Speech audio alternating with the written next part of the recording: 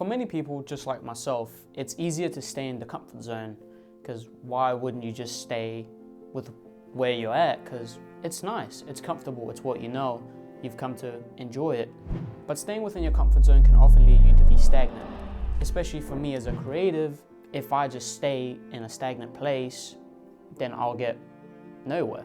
I've never really been in a place where I've felt stagnant before, but after I moved to a new country, I moved from Denmark to America, all of a sudden I started to get in this creative rut and I was starting to feel stagnant, and I didn't like my work as much as I used to.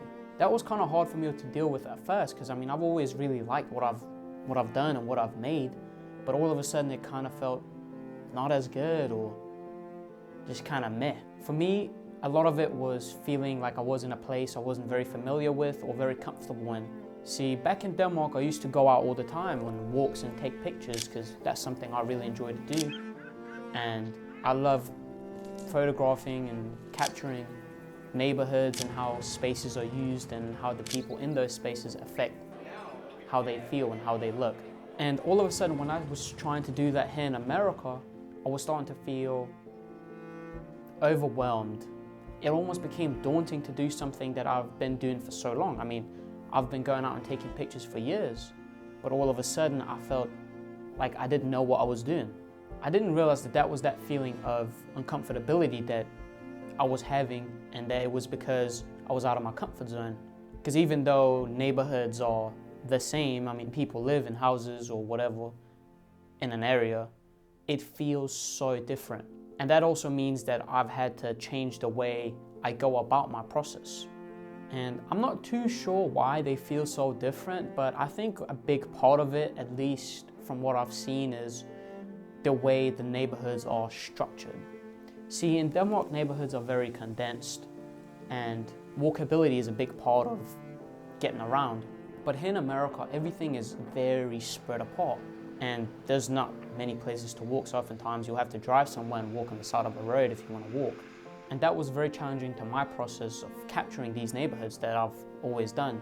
So to figure out a way how I can tackle this feeling of being overwhelmed and uncomfortable and doing what I essentially really want to do for fun, I noted down a couple of points of how I can improve and get more comfortable in those situations so that I can enjoy it more.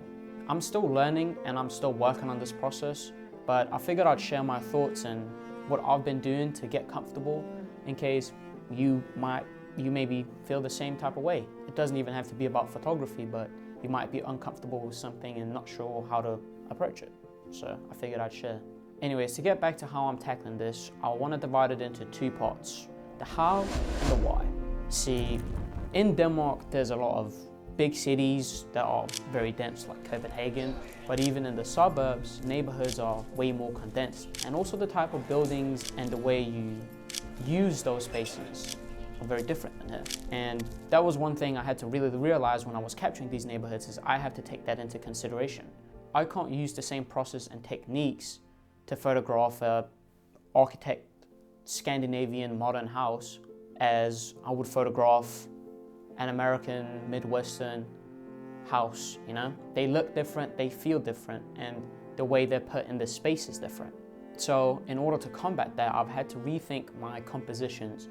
What do I include? How do I portray these houses and the space? Because that is a big part of capturing the aesthetic as well, because you can take a photo of a house and it be whatever, but in my work, I want to at least try to tell the story of how far apart everything is, because that's been something that's really been eye-opening to me coming to America and living here, is everything is so far apart. And in that, I also want to be able to capture what usually goes unnoticed, because I find that extremely interesting. A person could live in one neighborhood for their whole lives and never notice the one thing that I might come by and see in a certain way. And those are the things I find really beautiful about small towns and just neighborhoods in general, is that they're so unique because of the people who live in them.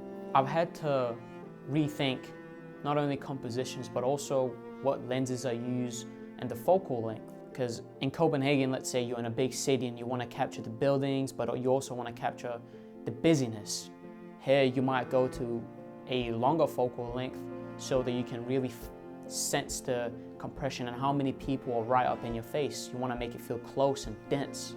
Whereas out here there's a lot of open fields and barns and bigger buildings that are spread further apart. And if you just shoot close-ups of them, you won't really get that sense, if that makes sense. So I found myself oftentimes going on the wider end of a focal length, whether that be on the 28mm or a 20mm, so I can really capture that space feeling and emptiness, because there's not a lot of people around. And that's a part of the story as well, and I feel that's very important.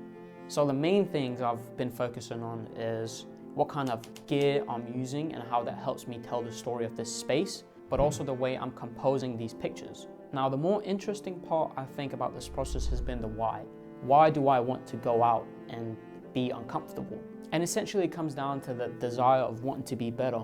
I think that's something a lot of people share, and I think especially with creatives, we always want to learn more and get better at this or that. And that's what's really pushed me towards it.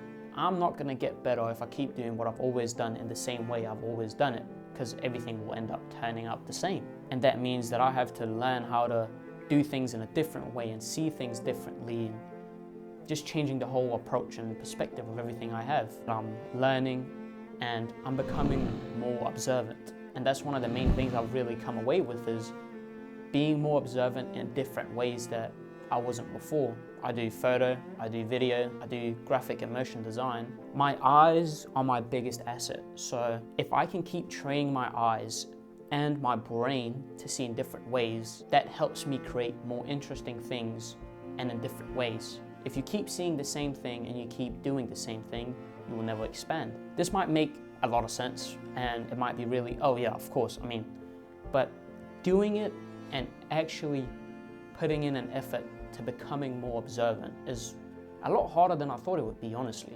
But it's been so nice, for me at least, to be able to now go out and enjoy my surroundings more and feel more comfortable and familiar with my surroundings. In order to make really good things, you need to explore and be uncomfortable in order to gain confidence and then be comfortable. And once you reach that stage, that's where you can start, really making some good stuff. I think it's super important to always try and be comfortable.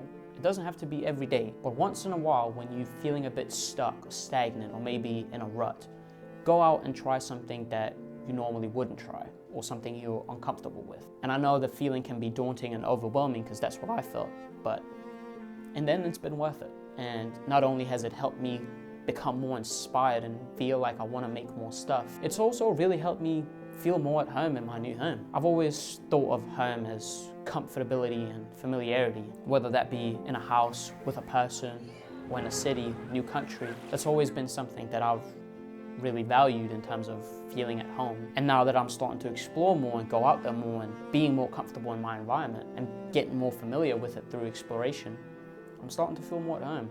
And other than being inspired and doing better work, that's honestly been the best part about it. With that being said, I just want to say thank you. I hope you enjoyed this video, and then maybe one day you'll come back to this and be like, that's true. Anyways, see you next time.